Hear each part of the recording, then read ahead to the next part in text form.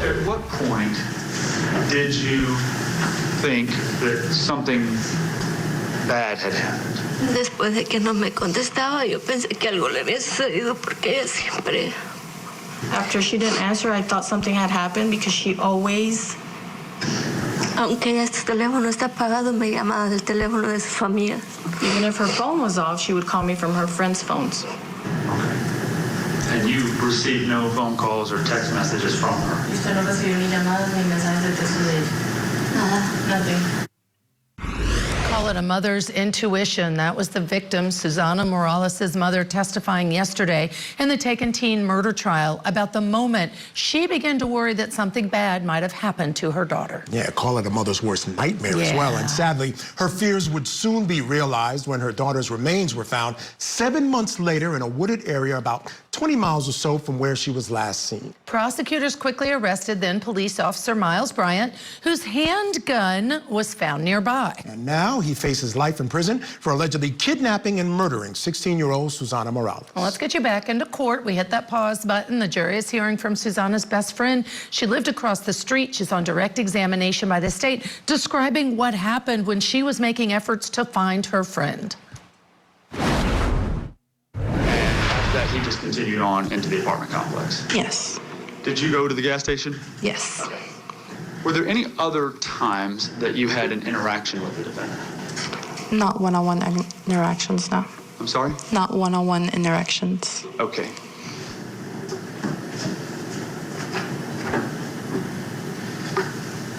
Other than that one actual interaction, any other time you saw the defendant was just in passing? Yes. Okay.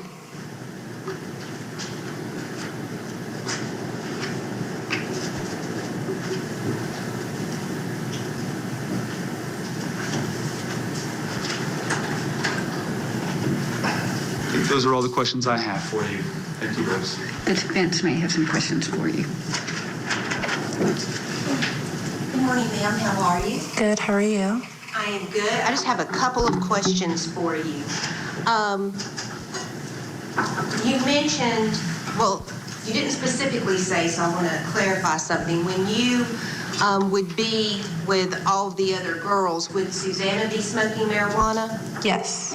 Are you familiar with any other drugs that she has used? No. Do you remember giving an interview to Corporal Conway back in January? It was actually in the early morning hours, 12:33 in the morning. 2 officers came to your home. Yes. Do you remember telling him that she's never done anything greater than pot or acid? Yes.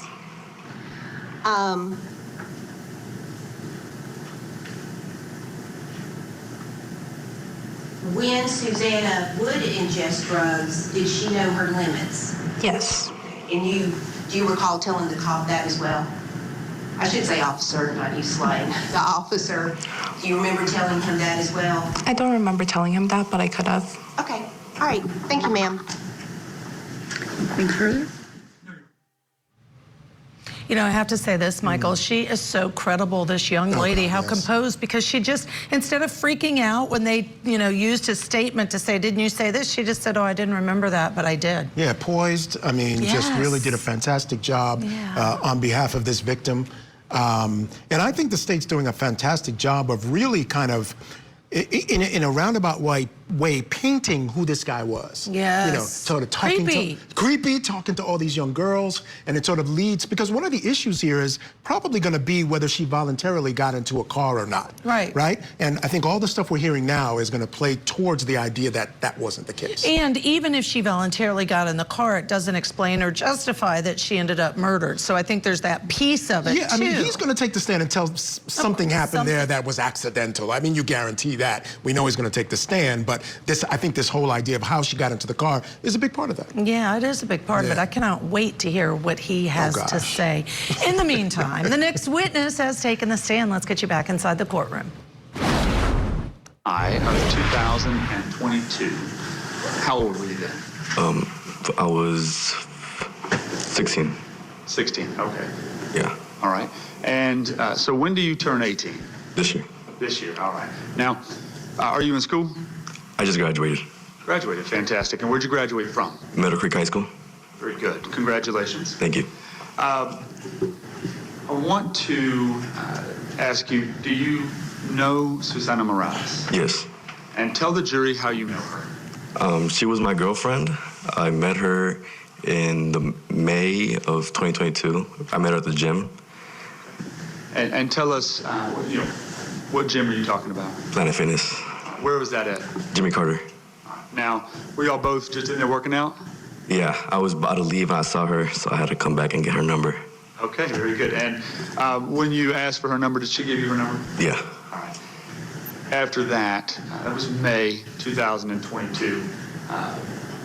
Walk us through, I guess, a little bit about, did you end up starting a relationship with her? Yes, we did. And how long after you met her did that really start? Probably like a little bit over a month. Okay.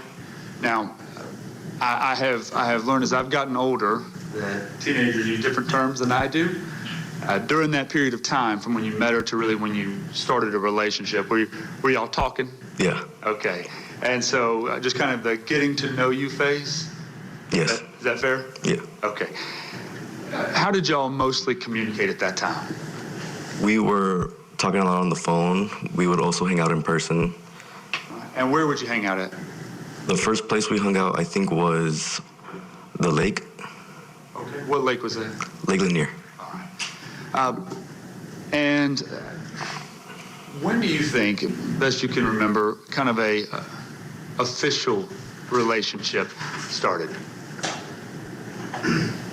Probably towards the end of May or early June. Now, how often would you see Susana?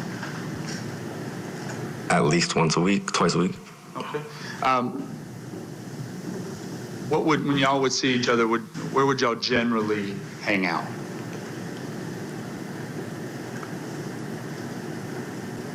Either like we would go to the movies or like out to eat. Would you ever spend time at her house? Once. Did she ever spend time with you at your house? Yes. Now, where do you live at? On Tucker. In Tucker. Yeah. How far was it from your home to Susana's home on Santa Ana? 9 minutes. 9 minutes. Yeah. All right, you know exactly how long it took you to get there. Is that by driving or walking? Driving. Driving. Did you drive at the time? No. And so if she would come to your house or you would go to her house, how would you guys get back and forth? My dad would go pick her up. Dad would go pick her up, bring her back to your house? Mm-hmm. And again, you have to answer. Oh, yes. Yes. Thank you. Sorry. You're doing fine. You do good. How often would you hang out at your house? Probably hanged out in my house like 2-3 times. And who do you live with? My parents. You have any siblings that live there with you? My brother. Okay. So you, your brother, and your parents? Yes. So when you would go to the movies or out to eat, how would y'all get to the movie theater or the restaurant that you were going to go to? My parents would drop us off. So would your parents pick her up with you in the car? Yes. Jeff, I don't really understand the relevance of any of this. I'm just trying to have him lay a little foundation with his relationship with Susana and a little foundation. Okay. I'm going to overrule the objection. Now, I want to take you to, before I go there, did you like Susana? Of course. And did you feel like she liked you? Yeah. Okay. Did you love her? Yeah. How would you describe Susana? She was really uplifting. She was nice to everybody. She was a really loving person. Did y'all have a good relationship? Yeah, we did. July 26th, 2022, the day that Susana was taken, did you talk to her that day? Yes, I did. Kind of tell the jury about that day and your conversations with Susana. She called me over the phone before she left to Kelly's house. And also, right before she left her house, she also called me saying that she was gonna go out with friends to go smoke, and she'll call me when she get home. In the phone call, did y'all just pick up the telephone, or was it a FaceTime? FaceTime call. FaceTime call. So you, if you remember, do you remember approximately what time it was that evening when Susana FaceTimed you to say she was going to Kelly's house? It was around 4. Okay. And then, were there two FaceTime calls or just one? 2. Two. Okay. So when was the first one? Like around 4. Okay. And in that call, what did y'all talk about? We were just talking about her day. Okay. Did she tell you at that point that she was going to go anywhere? Yes. Okay. And where did she say she was going to go? She said she was gonna go to Kelly's house. Did you know Kelly? Not personally. Through Susana, did she tell you about Kelly? Yes. Okay. Had you ever met her? No. Did you know where Kelly lived at? No. So when Susana told you she was going to go to Kelly's house, did you know where approximately she was going to go? She said it was like 5 minutes walking distance. You said there was a second call. Yes. And what was the second call? She was telling me pretty much that she was gonna go smoke with her friends and that she would call me when she got home. All right. And what time, if you remember, was that second call? Around 8. Okay. So at the time she called you the second time to tell you she was going to go and smoke, was she at home at that time? No. Okay. Do you remember where she was? She was in Kelly's apartments. Okay. So she was already with Kelly at that time? Yes. Were you able to see Kelly in the FaceTime video? No. How long do you think that phone call lasted? I don't remember. It's okay. Now, from there, she said she was going to call you once she left Kelly's house? No, once she got home. Once she got home, okay. Tell us if you can, did you ever hear from her again that night? No. Did she call you when she was on her way home or had gotten home? No. What was the first time that you realized something might be wrong with Susana? When she wasn't answering her phone at all. Right, so tell me, did you try to call her? Yes. And what time was that? If you know. Probably like around 1 in the morning. Okay. Now, at that time, by the time... All right, we're going to step aside here, take a quick break. When we come back, we'll have more from the victim's ex-boyfriend or boyfriend at the time. Keep it here on Court TV, the front row seat to justice.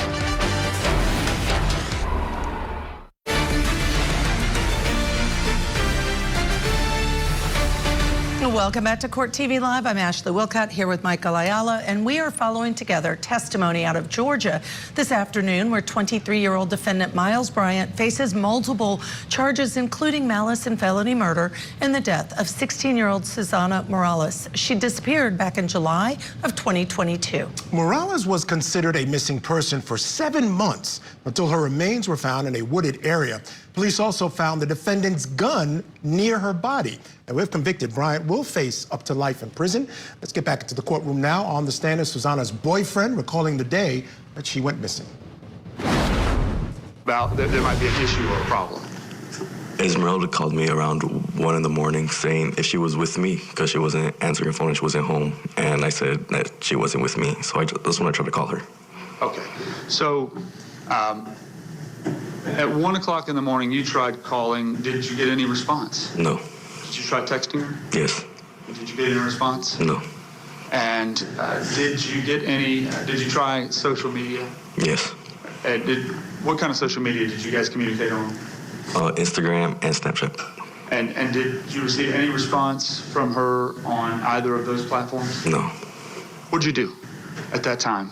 I told my mom. Okay. Were you at home at that time? Yes, I was. 1 o'clock in the morning, were your parents awake or did you have to wake your mom up? I had to wake my mom up. And why'd you do that? Because I started getting like uneased because she wasn't answering because normally she would always answer me, even if she was sleeping.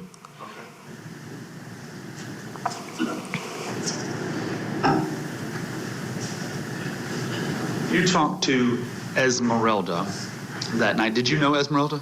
Yes. Had you ever met her or hung out with her? Once. All right. Did you have her number as well, Esmeralda's number? No, I had her Instagram. Instagram. So did Esmeralda contact you on Instagram, or did she call you? She called me on Instagram. Called you on Instagram. Okay, so you can make phone calls on Instagram? Yes. Before Esmeralda had contacted you, did you have any indication from anywhere that something was wrong with Susana? No. Now, you expected a phone call from Susana when she got home. Did you have any idea what time that was supposed to be, or when she was going to be home? No, I didn't know. Now, when Esmeralda called you, were you already asleep, or were you kind of up waiting for the call from Susana? Yeah, I was waiting for the call. Okay. Had you tried, after you FaceTimed with her when she was over at Kelly's house, did you try reaching out to her before Esmeralda called you? No. Did you receive any messages from Susana while she was with Kelly and Alyssa? No. Did you know Kelly or Alyssa? No.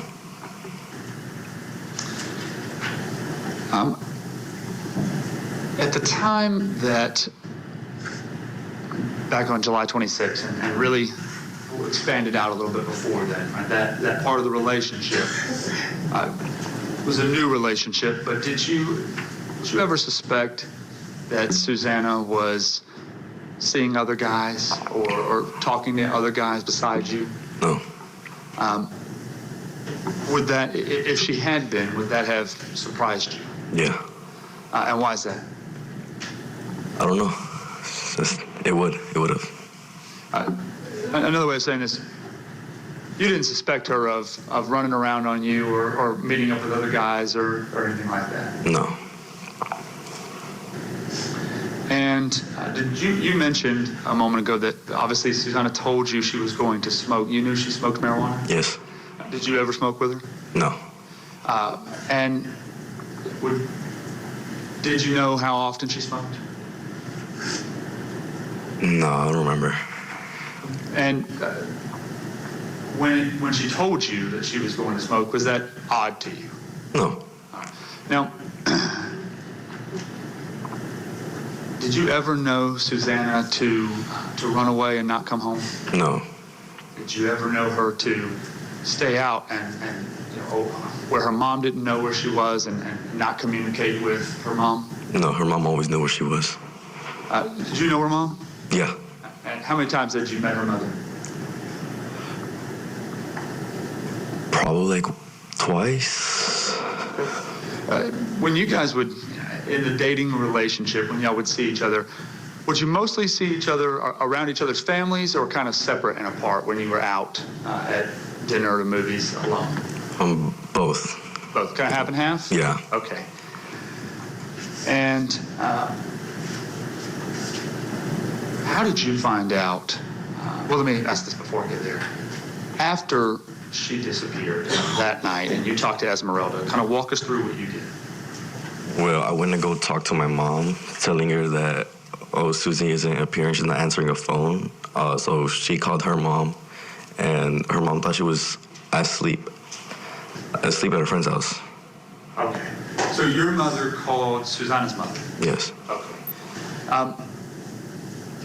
And then, so once that phone call happened, kind of tell us what happened. I went to sleep, and I woke up the next morning, and that's when I called Jasmine. Esmeralda gave me Jasmine's number. All right. Susana's sister? Yes. All right. And you called her and said what?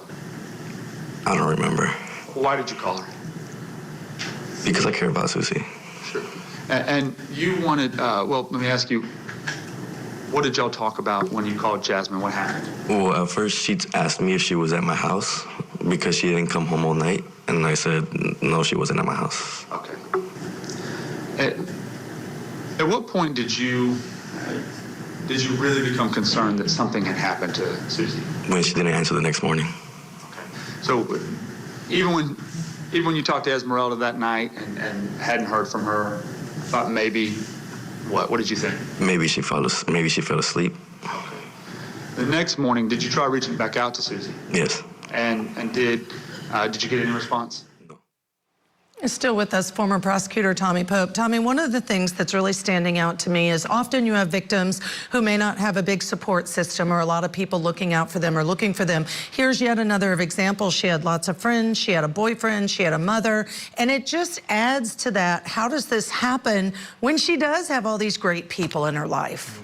I'll tell you, one thing I think it helps too in the prosecution is with these witnesses, they all seem to be credible. They all seem to be likable. I mean, the young man talking about his parents taking him if they went to the movies or things of that nature. So in essence, what the prosecutor's able to do is paint a picture of who this defendant was. You know, we talked last hour about when they were asking her questions, would she cheat on him or would she do this or that? I think it's painting a good solid picture while getting factual evidence too. And I think that's very important, you know, from a prosecution standpoint. Yeah, you're known by the company you keep. She used to be keeping pretty good company, right at the end of the day, so that reflects well on her. I want to talk quickly about the charges in this case. We have an intentional murder charge. We have attempted rape as well. They're claiming the attempted rape because the skeletal remains, there were no clothes found around. We know it was out there for quite a few months, so a lot of reasons that could happen, but that's what they're sort of saying might have happened. And then it's intentional murder, but the cause of death is undetermined. Are those problematic for the state? They are problematic. I think, you know, one thing we've seen, I hate to say a theme in the last couple trials that you guys have covered, it almost seems like sometimes you're overcharging. And that can be tricky with a jury. If you're pushing too hard for things you don't have, then it can roll a juror into reasonable doubt. And so I think that, you know, we'll see how it unfolds, but not knowing the true manner of death, calling it a sexual assault by virtue of simply the nudity. I mean, it makes logical sense, but the problem is we have to prove it as prosecutors beyond a reasonable doubt, because, Michael, you defense attorneys will make sure we do, right? Yeah, absolutely. And you know, one of the things I was going to say, one caveat to that is, oftentimes prosecutors know more about a case than they're able to present in court, or that they can show jurors. So while they're convinced that this is the way it happened, the evidence may not always stack up that way. I agree with you, and I think it could be that way in this case. But remember, one of the things is not only is the defendant taking the stand, he made statements. We see videotaped statements he made to the police, and he may think because he knows how to be an officer, to do investigations, he may get himself in hot water with his own words. Nope. You don't think so? No. Get himself in hot water. Yeah, I thought you were going to say really? Because he knows how they work, he could get himself off. Oh, yeah. No, I think he's getting himself in hot water with all the words. I agree with that. Yeah, absolutely. Lawyers that represent themselves have fools for a client. Yes. And I think it's the same thing with law enforcement. I think that's doubt true. about it. All right, we need to squeeze in a break. Of course, when we come back, we'll get you back inside that Georgia courtroom. Stay tuned. It's a controversial case that's divided a community. Karen Reed is accused of murdering her police officer boyfriend. Will the truth finally be revealed? The Killer or Cover-Up Murder Trial, today, only on Court TV. Tonight on Closing Arguments, diving deeper into the crime scene evidence in the case against Karen Reed. Plus, we're unpacking today's new developments in the Gilgo Beach serial murders. Closing Arguments with Vinnie Politan, tonight at 8, 7 Central, only on Court TV.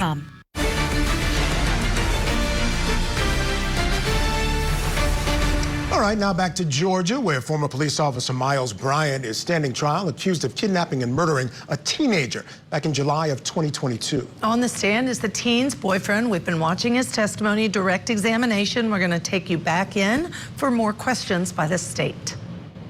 He wasn't at your house. What did you do? She came to pick me up, and we filed a police report. Who picked you up? Jasmine and her mom. All right, so where did you go with them to file the police report? To their house. Now, so were you present when the police showed up and to file the report? Yes. And did you talk to the police? No. After filing the police report, what happened? They told us we had to wait 48 hours, I think it was. Okay. And you get that directive from the police, right? They can't list her as a missing person until 48 hours. What did you do? I don't remember. Let me ask you, did you go looking for Susie? Yeah. And with that day or other days? That same day, too. That same day. All right, where'd you go? I think we went to where her last location was. Had you received those phone screenshots as well that documented her location? Yes. All right. And who'd you go with, if you remember, to look? My parents and Jasmine and her mom. You went to that area where you believed her phone to be, the last location, and when you got there, walk us through what you did. We pretty much just searched around like the outer woods of those duplexes. Okay. And you looked in the woods? Yeah, we were trying to find a phone. Did you? No. Did you find any information about Susie? No. Did you talk to anybody there at that neighborhood? I don't remember. That's okay. Now, how long do you think that you were out there looking that day? Probably a couple hours. After y'all stopped searching that day, did you ever go back anywhere and look for Susie? Yes. Tell us kind of what efforts you made looking for her. We would drive around to different apartments, different places, see if we could see anything, if we could find anything at all. When you were driving around, who were you with?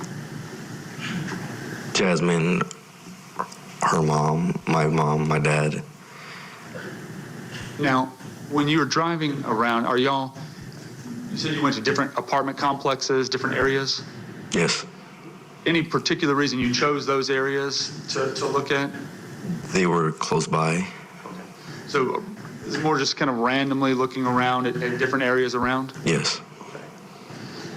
Did you ever find at any point any information about Susana's disappearance? No. If you know, you can give us an estimate if you need to. How many times did you go out looking for Susie?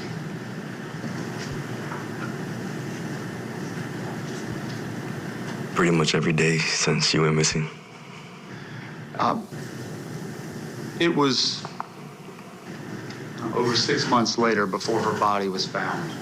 Did you spend that entire time between her disappearance and her being found looking for her? Yes. During that time, did you ever find anything? No. How did you find out that the police located her? I was at work, and Esmeralda called me saying that they had found her body. What went through your mind at that point? At first, I couldn't, comprehend it. I didn't want to believe it. Did you still think she would show up and come home? Yeah.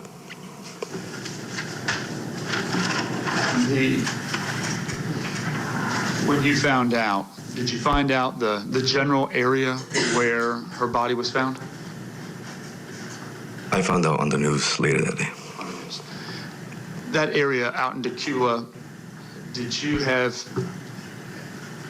any information, any knowledge about why Susana would be out there in that area? No. Did she know anybody there? No. The area where you went and looked at O'Clock Trace, that area, the next morning, did you know of any reason she had to be there? No.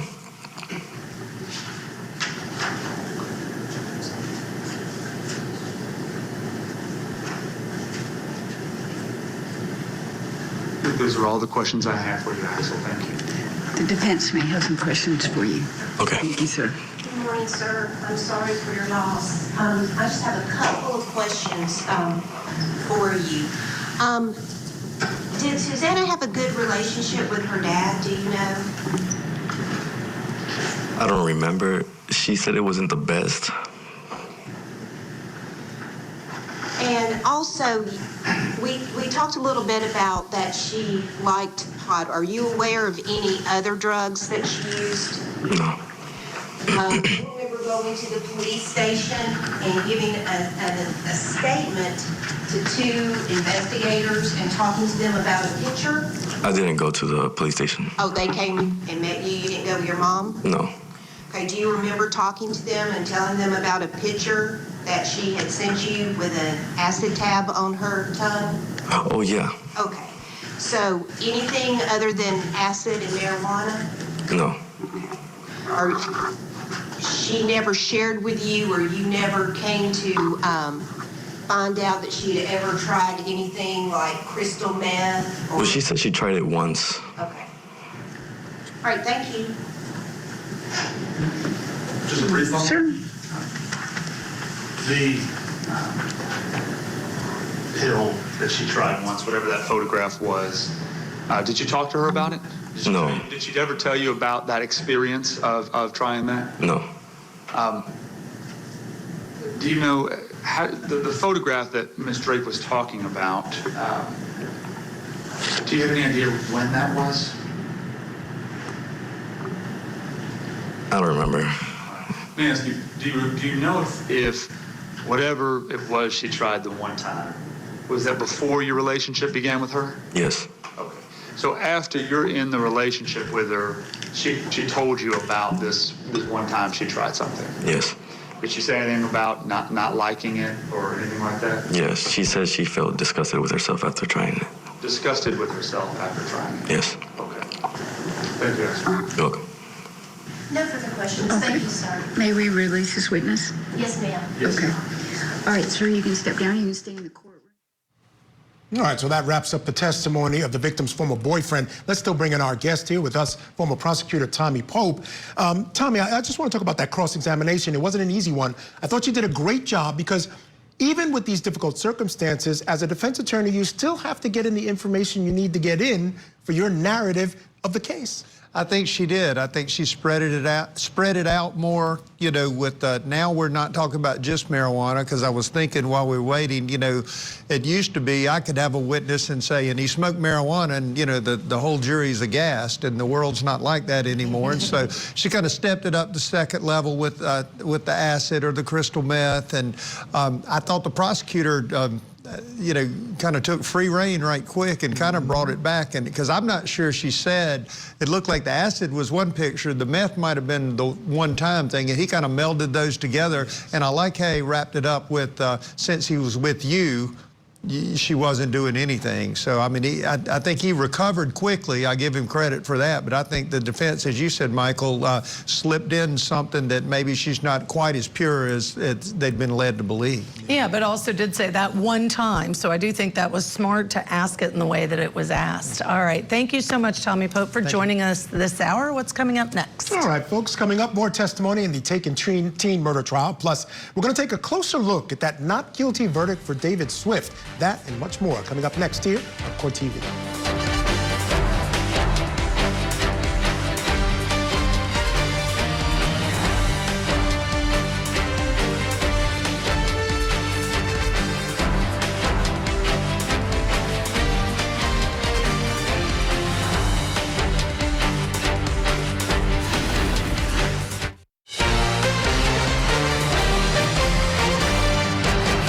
Welcome back to Court TV Live. I'm Michael Ayala. Ahead this hour, a verdict is reached in the Karen Swift murder trial in Tennessee.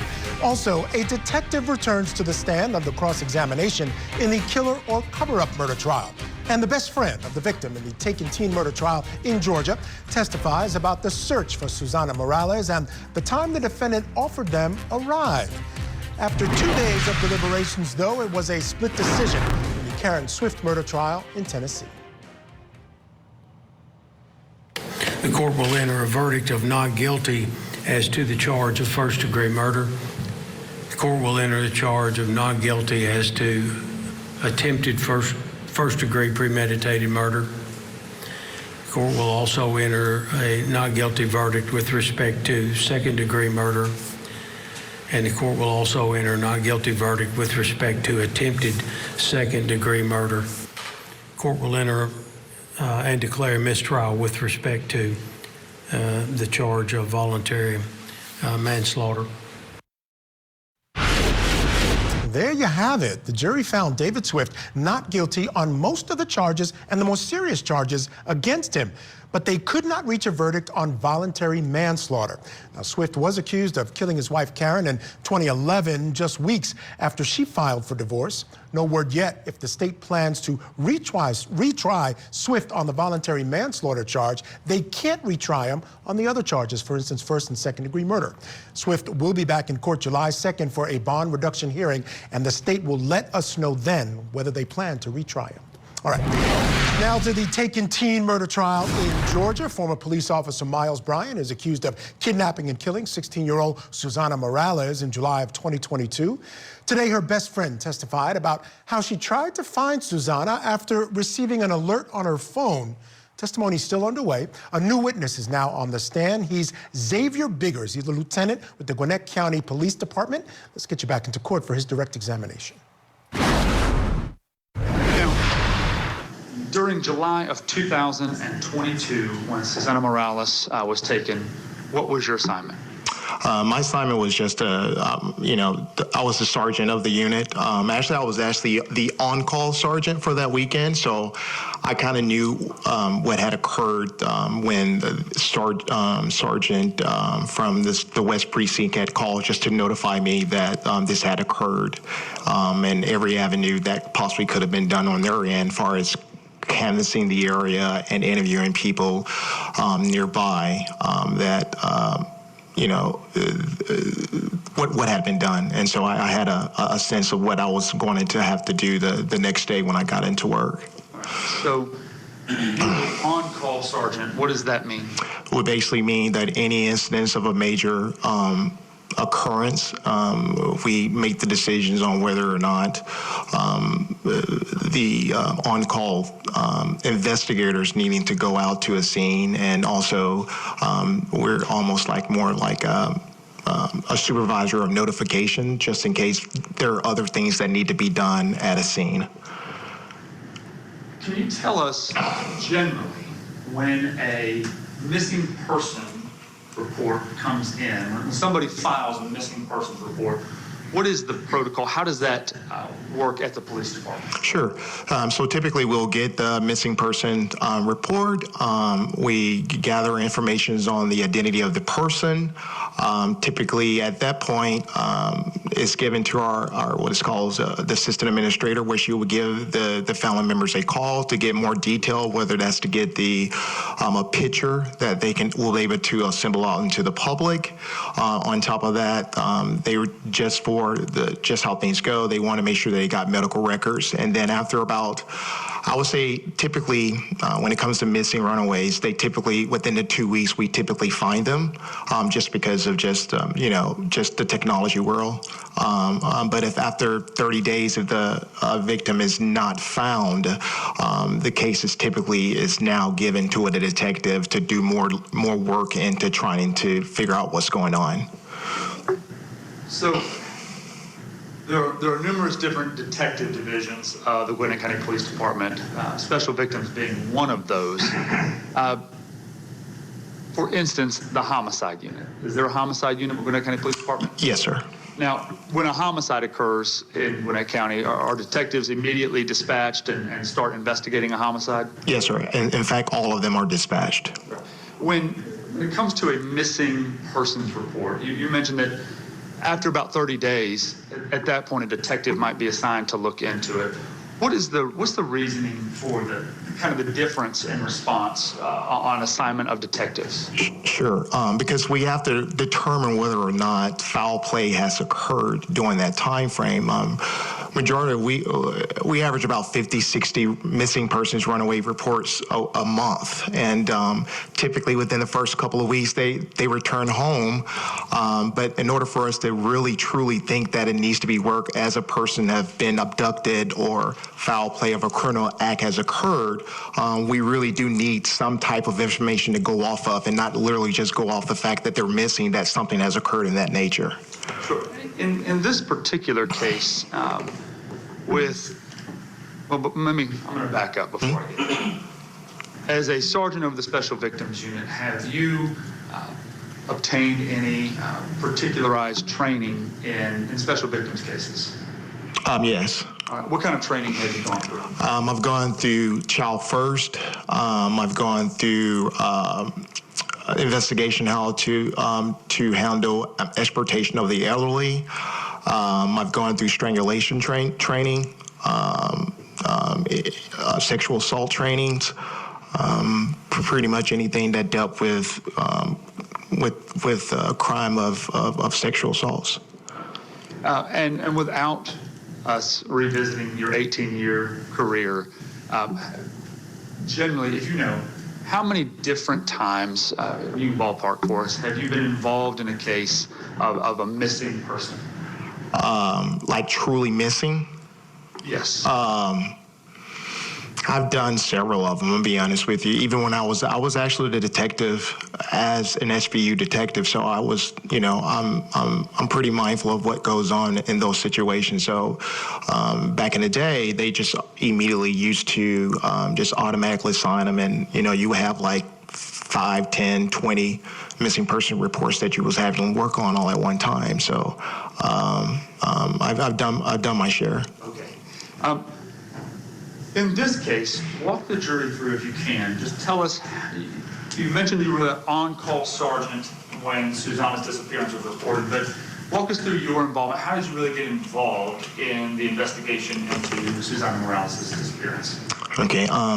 As I said before, I knew that this had occurred. A day later, I got a call from Jasmine. She said that she really wanted to talk with me and just to let me know what had occurred, or, what she thinks what may have occurred to her sister. Jasmine and her mother, Miss Guadalupe, and Esmeralda actually came up to the headquarters, and I met with them in our conference room. And,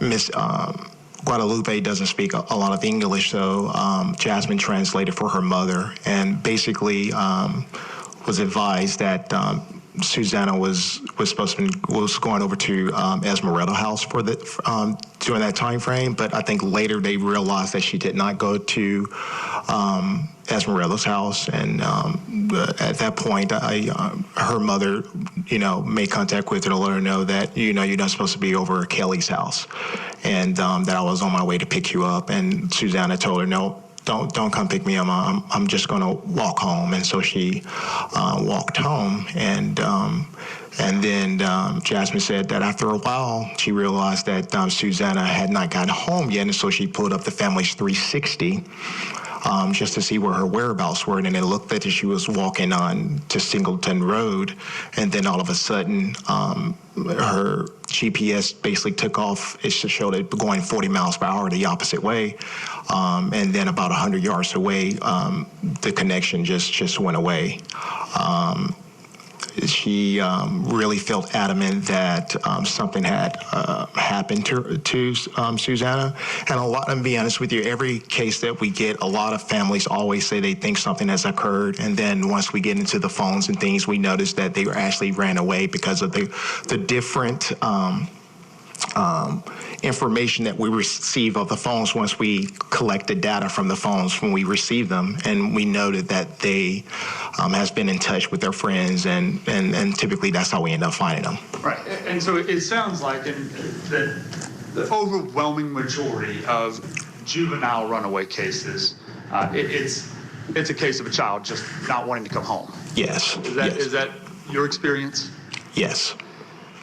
When you met with the family shortly after her disappearance, was it the next day, or do you know how long it was? It was literally 2 days later. Okay. When you met with them, was there anything that stood out about Susana's disappearance that might have been different than a normal juvenile runaway? Just for me, the anguish and the sadness and the that the mother posed. It I'm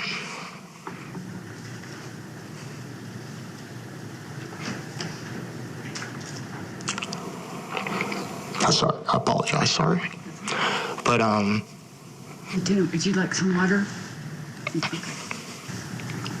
I have a daughter the same age, and my wife is Hispanic, and it really touched me that I felt that it was my duty to try to find her, because I know that feeling of being a parent and very worried about your child.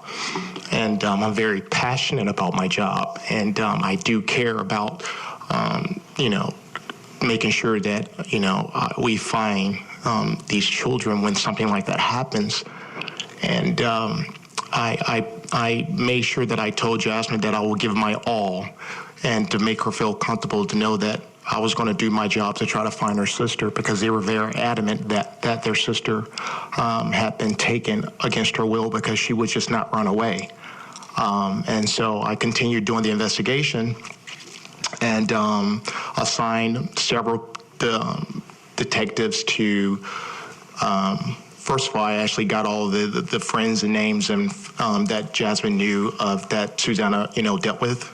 And then I assigned detectives to look into interviewing all of those friends and family members and making sure that we gathered their phones so that we were able to do a phone download for their to check on their records.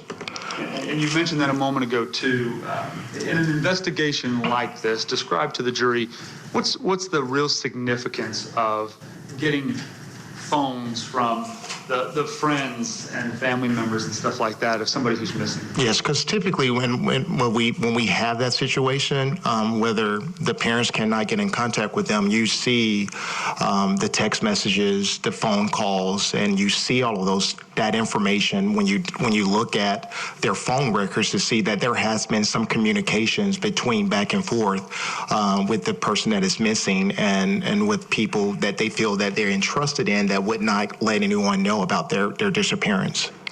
So when a kid runs away, it's short, they might tell a friend. Yes, absolutely. There's gonna, in most of your investigations, are there text messages, phone calls, social media messages between the missing person and some friends and some friend group? Yes. In the efforts initially of investigating this case, did the detectives that were assigned, that you assigned to go and talk to the friends, did they obtain phones from the friends? Sorry. Yes, sir. Were those phones looked at by the police department? Yes, they were, sir.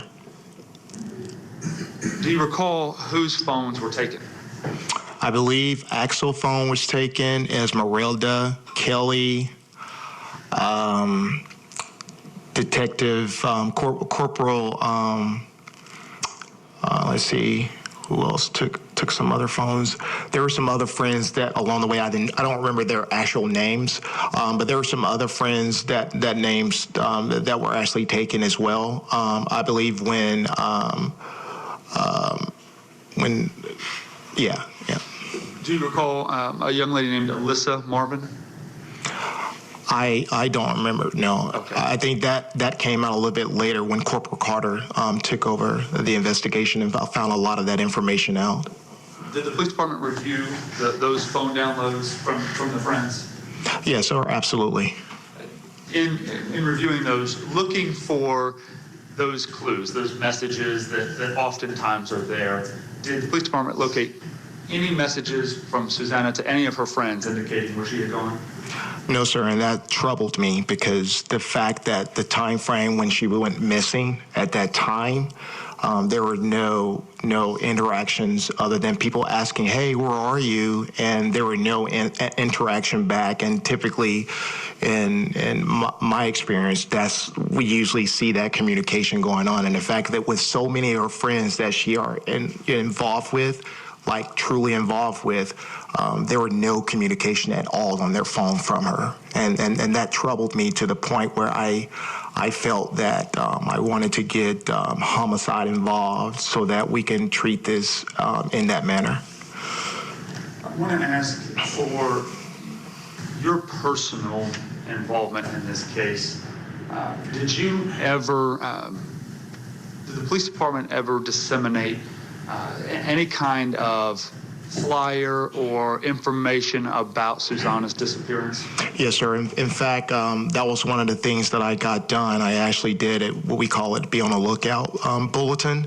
And our PIO actually sent that out so that it was a press release. So her name and photo was actually out there. I know that when I had met with Jasmine and Esmeralda, they really wanted to take it a step further by putting it on social media and actually doing flyers. But I kind of told them not to do that because in my experience of dealing with those type of things, people are very exploited from doing that because people know that they can actually extort them for money by doing that, and well, behold, that ended up happening, and so people will contact Jasmine, but they will always say that they saw Susana like yesterday or something, and they would never leave their name, and I told Jasmine to make sure if they contact you, please make sure they give us a call because she was receiving a humongous amount of intel calls, but no one ever called the police. We never received not one call.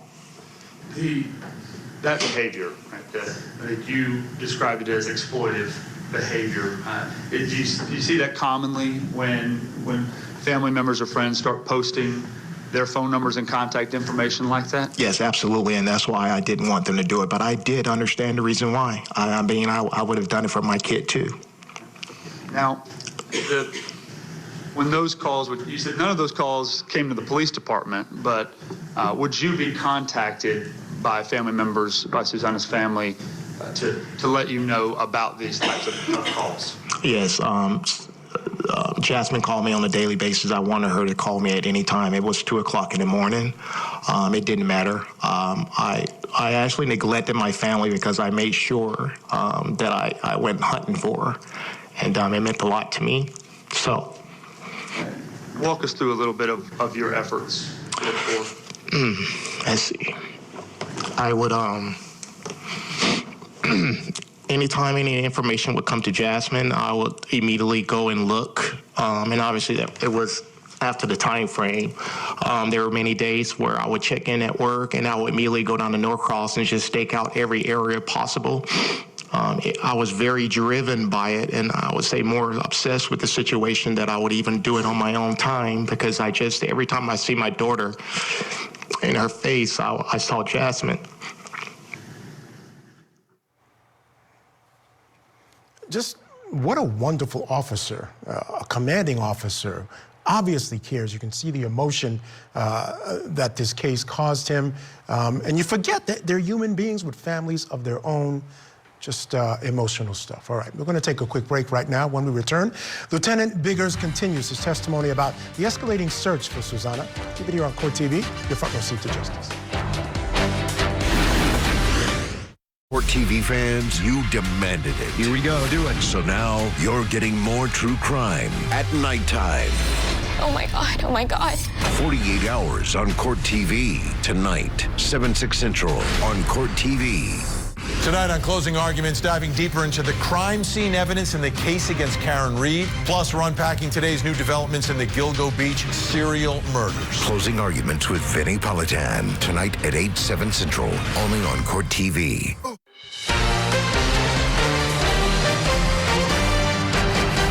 Welcome back, folks. Before we head back to court, let's bring in National Trial Attorney Michael Jafer. Michael, great to see you. Thank you so much, as always, for joining me here on the program. First and foremost, I want to talk about the testimony thus far of Lieutenant Biggers. As I said earlier, I mean, when you talk about our men in blue, men and women in blue, I mean, this is a perfect example of what the vast majority of these public servants are like. And I was just really impressed by his approach to this case, because I was shocked that he said, in this day and age, a missing persons case takes 30 days before it moves over into some other case. With the type of technology going on, that seems weird to me. But anyway, your thoughts?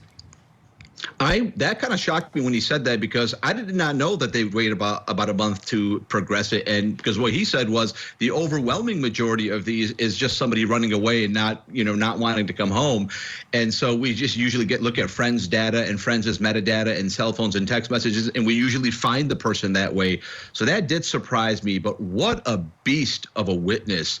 My God, I can't wait for the cross-examination. I don't think they could really cross-examine this guy. This guy's unimpeachable, right? is that the way he cried, and he got me a little bit emotional. And you can't, like, you as a defense attorney, I think this is the hardest task any defense attorney ever has to do, is to cross-examine a witness that everybody loves. Yeah, it's very tough. We've seen the defense do that a couple of times. They've handled it pretty well thus far, but I agree 100% with you. All right, Michael, stand by. We're going to go back into court now, still on stand. Gwinnett County Police Officer Lieutenant Xavier Biggers, he's still on the stand testifying about that search for Susana Morales. Let's get back into court.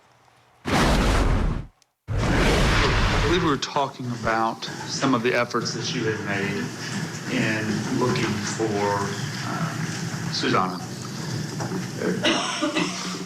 You had, my recollection was you had said that you would go and to the Norcross area and would sit and kind of stake out. And what kind of areas would you go to? The hotels that was around off of Beaver Ruin, Jimmy Carter Boulevard. A lot of the stuff that I was looking for was like whenever someone would call Jasmine and say, hey, I saw her over here, I just added that to my list of places that I would go and stake out. And not only would I do that, I would always take a picture of Susana from our bolo that we made and actually ask people, and I would canvass and I would see if they've seen this child before here or anything of that nature. I went through RV stations that was set up in there just to see. It was just things of that nature because I was just trying to think outside the box just in case something like human trafficking could have occurred or anything. I was just trying to put everything in consideration. Follow every lead that you could. Yes. At some point in your efforts, did you attempt to locate or find any video surveillance that was around the area that might have captured Susana? Yes. Jasmine has sent me a video, from Instagram or Facebook, or where it seems that there was a girl that was walking the opposite way on Singleton toward the intersection, and it went right across Checkers. There's a Checkers there, and so I went to try to get that video from them. It's just the way their video system was set up, it didn't have it on there. The owner didn't know how to operate his own system. I actually had when I got a request from our tech unit to go out there and look at it. But by the time we were able to see it, because he was never there, the way his video was recorded, it was only set up to record for like 2 weeks. So I actually went down the street on that same sidewalk. That was a storage facility there. Unfortunately, the sidewalk is up here, and the storage facility is a little bit down, and so me and the owner of that place went through the time frame and just to see if we saw maybe her walking across, because she would have to cross that in order to go home. And were you successful in finding any video footage? No, sir. Okay. Those locations that you're talking about, I'm going to show you here on this map, just so we can have you can tell us where generally we're talking about. It's Exhibit 32.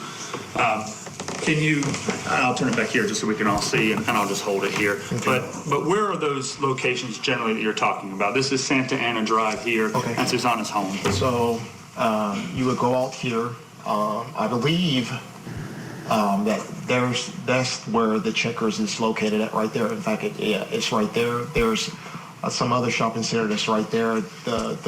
There's a shopping center that has like a Hispanic supermarket that's right there as well. I checked those as well. They didn't have anything either. And then this is where the storage facility is located here, actually. Okay. So you were looking in those on both sides of Singleton Road for video footage? Yes. That based on the fact that she was walking down Singleton Road back towards her house? Yes. Okay.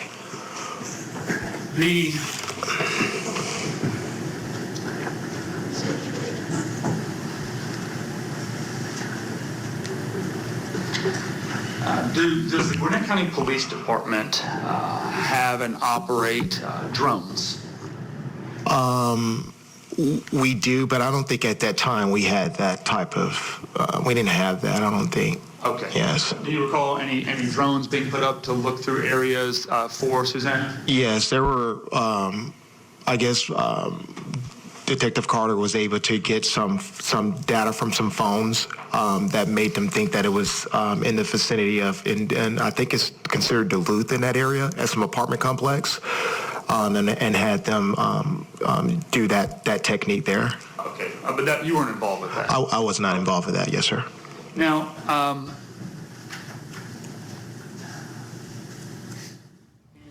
All right, we're going to squeeze in another break right here. Lieutenant Biggers' testimony will continue, and he testifies about why he assigned himself to this case. Keep it here on Court TV.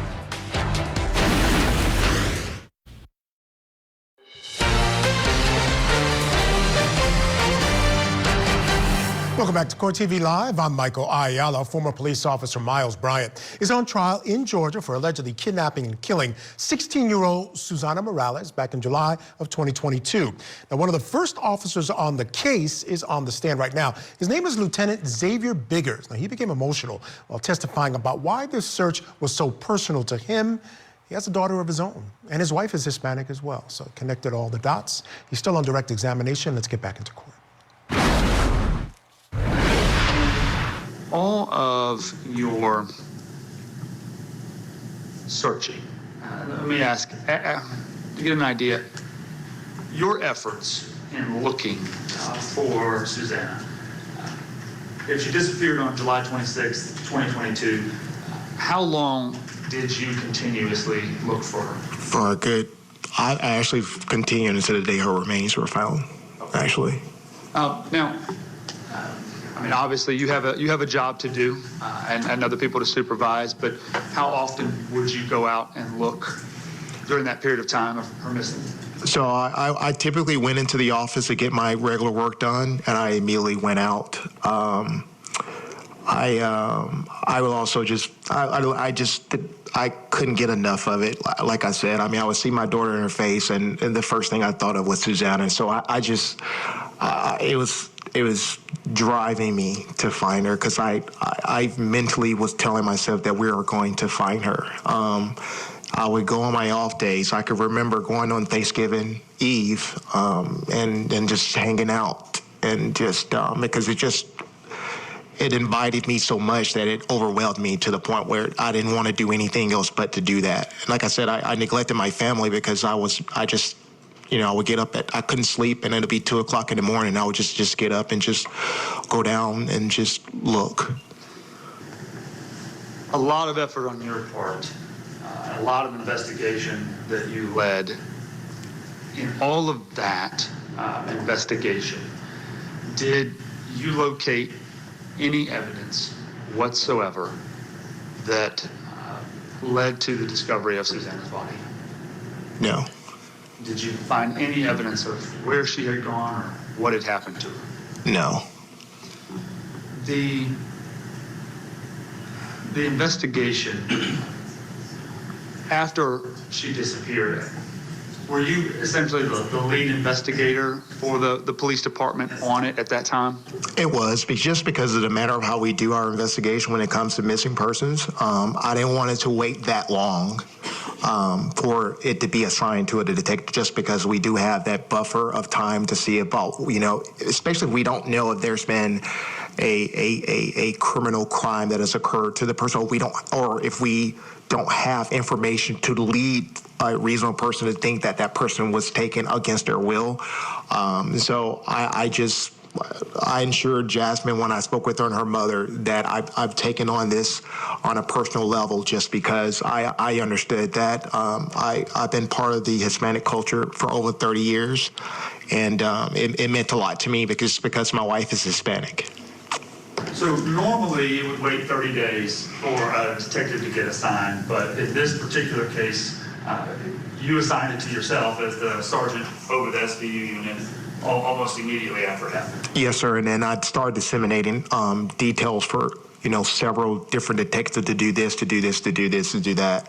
A lot of the back behind the scene work, I'll let them take care of that, and then I would do a lot of these canvassing and searching myself. I ended up getting one of the deputies I spoke to a former police officer that works for the Sheriff Department, Gwinnett County Sheriff Department, which is Lieutenant Nelson, and he is basically an expert at working cases of trafficking, human trafficking, and even with him doing the details of looking for every possible things, and he's been a very inspirational person as far as helping us locate people. He didn't see anything going on, and that actually what actually deterred me, what scared me to think that it was more, that she was not going to be here. At what point did the investigation get turned over to somebody else? At the point when we looked at the phones and saw that there were no communication, we realized that we needed to get an expertise of a homicide person, and no one is better at doing that than Corporal Carter, because she's very determined. The individuals who are part of the SVU unit, your detectives that you supervised, was Corporal Conway one of those detectives? Yes. Throughout your investigation, your side of doing things, was he one of the individuals that you would task with looking at things and doing things? Yes, he was very good at doing that, and so he understood the urgency of when I give him something to make sure that get done. So, as a superior officer, you were the supervisor, and Corporal Conway and others with the SBU unit did things on your behalf. Yes. Okay. Now, I want to take you a little bit further on. February 6th, 2023, were you made aware that the police department had located Susana's remains? Yes, Corporal Carter gave me a call and let me know. Did you participate in being out there on scene there where her remains were located? No. Now, after that, did you participate in executing any search warrants related to the defendant in this case? Yes, sir, I did. All right, and what did you participate in? I went in there just to help out with his superiors at the other police department had came to gather their equipment and everything. Let me back you up. Yes. Just here for a second. What did you participate in searching? I helped participate in searching for his equipment that was owed to Dorville. Where was that at? At the apartment of the defendant. Okay, his house. His house, yes, okay. Sir. The Gwinnett County Police Department, did y'all execute a search warrant at the defendant's home? Yes. Okay. And was that the day that he was arrested? Yes, sir. All right, February 13th of 2023, does that sound? That sounds about right, yes, sir. And his apartment, where was it located? It's located in Norcross, and to be honest with you, it's just right on the other side of the fence of the victim. All right, I'm going to show you what's previously been admitted to State Exhibits 34 and 35. And if you could go ahead and publish State's Exhibit number 34, please. And you have it on your screen. I also have the paper copy here. We'll wait for it to get on the screen so we can see.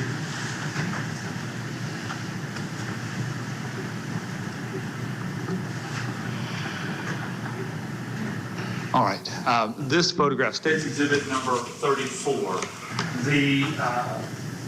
where the red location icon is. Where is that? All right, we'll step aside here, take a break. When we come back, we'll wrap up his direct and see what the defense has to ask or what questions they have for Lieutenant Biggers. Keep it here on Court TV. On the next episode of Accomplice to Murder. This was a multi-generational family plan to eliminate the patriarch. Buried beneath a tomato patch. There were 5 people charged with the murder of one person. He was abusive. He said, I swore since I was 6 years old that I'd kill that man. Accomplice to Murder with Vanny Politan. All new episode, Sunday night, 8, 7 Central. Only on Court TV.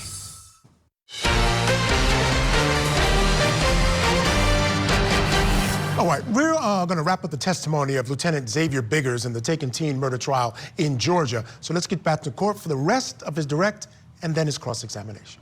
That's where Susana Morales reside with her mother. That's their home? That's their home, yes, sir. In this photograph, can you see where the defendant lived? Yes, sir. All right, and I have, because the screen is a little bit high and far, I now have a pointer, make it a little bit easier. If you wouldn't mind, if you can use this and show the jury where the defendant lived. Defendant lived right here. On the second floor, to the left.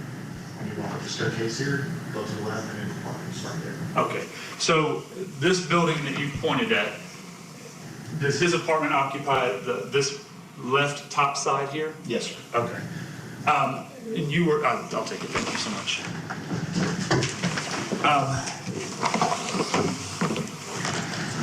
When you participated in the execution of the search warrant, was it at that location? Yes, sir, it was. Have you ever visited Susana's home? Multiple times, like a lot of times, yes. I don't need an exact measurement in feet and inches, but give the jury an idea. How far apart are these two locations, the defendant's apartment and Susana's home? About a football field length. Okay. Now, you've been there. Are you able, from the defendant's apartment, to see Susana's home?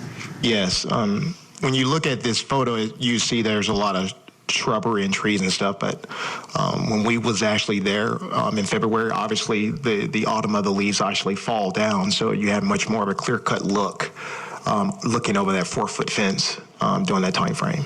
And you, from his apartment, could see Susana's home? Yes, I actually saw Susana home as I parked in the drive in the parking lot, because part of the parking lot has an elevation to it.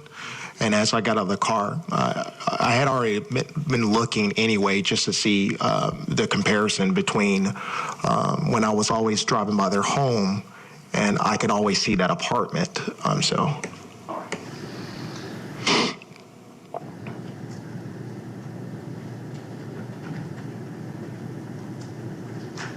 I think those are all the questions that I have for you, Lieutenant Biggers. Ms. Drake may have some for you. Yes, sir.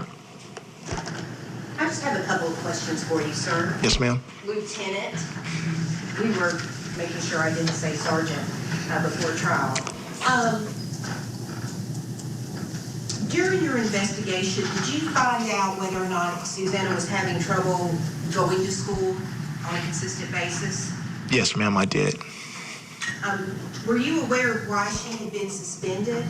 Objection. I'm going to object this to relevance. Your Honor, I believe her mother has already testified that she had been suspended, so I'm just asking this officer if he knows why. And I'll object on hearsay grounds. Hearsay is admissible in furtherance of the investigation. I'm just trying to find out what he... I'm gonna overrule the objection. You did see a social media post that caused you some concern. Is that true? Yes, ma'am. And can you generally tell us what that social media post was? It was just a post of her, she just put like a little, saying about life, and it just concerned me because it just felt like if she was depressed or something. And when you looked out of the window and you could see Susana's house, you said that was in February, right? Yes, ma'am. And so all the leaves would be off those trees? Yes, ma'am. So back in June, July, all of those trees would be full with leaves? I'm assuming. I'm sorry. I can't say factually that's that because I have never visited that area at that time frame. Okay. Well, when you first went to Susana's house, were the leaves on the trees around their house? Yes, ma'am. All right, that's all I have. Thank you, sir. Briefly, the social media posts that you're discussing, do you remember what it said? I couldn't remember what it said. It was maybe a 3-line. All right, just a couple of questions there from the prosecutor. So let's bring in our guest here, National Trial Attorney Michael Jaffer is still with us. Michael, you said you wanted to see what the defense would do with this witness. We just saw it. What'd you make of it?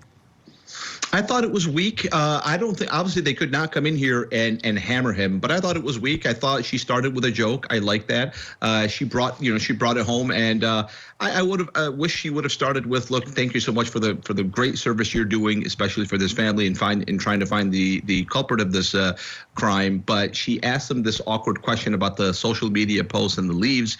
I know where she was trying to get to, but she didn't really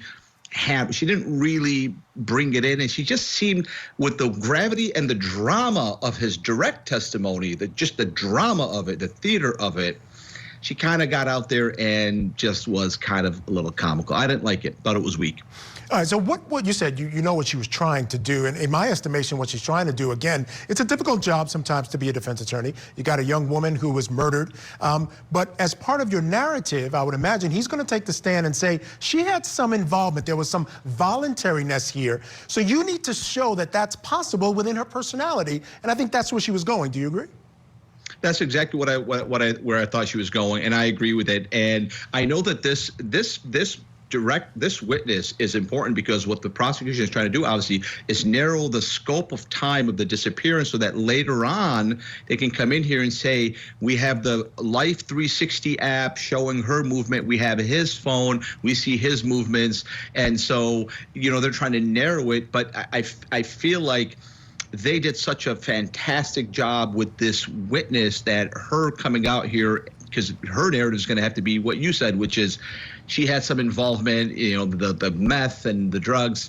I just felt like it was a little bit weak. She could have just done more jokes with him and just shown that, hey, we're on the same team. We're trying to find who did this. It's not my client, by the way, but thank you for your service. Yeah, fair enough. I mean, I agree. I see where you're going with that. The other thing that I thought that was really important towards the end of Lieutenant Biggers' testimony was he established that from the defendant's apartment, you could see where she lived. And I think, again, we've got this theme that he was creepy and did some creepy things. And the first thing that came to mind was he was probably watching her. So that's really helpful for the state. Yeah, there's only two possibilities. He's either a very, very innocent and unlucky person, or he's a murdering, raping psychopath. That's it. Those are the only two options. So if you're the prosecution, you want to paint him as a second option, and that's why you could see her apartment, and oh, by the way, you're obsessed with her. So I think this witness was awful for the defense, great for the prosecution, because it's furthering that narrative. Michael, quickly, I only got about 30 seconds left. It's clear from opening statements of the defense that this defendant's going to take the stand. He's going to cop to something. She's just saying he's not guilty of the top charge here. He's going to have to, because at the end of the day, at least you have a Boy Scout. He's 23 years old. He's a former police officer. He's gone through the background checks. He's the person you would want to put on the stand, especially after this Lieutenant Biggers. You're going to have to get somebody on the stand, the defendant, to say, I would never do this.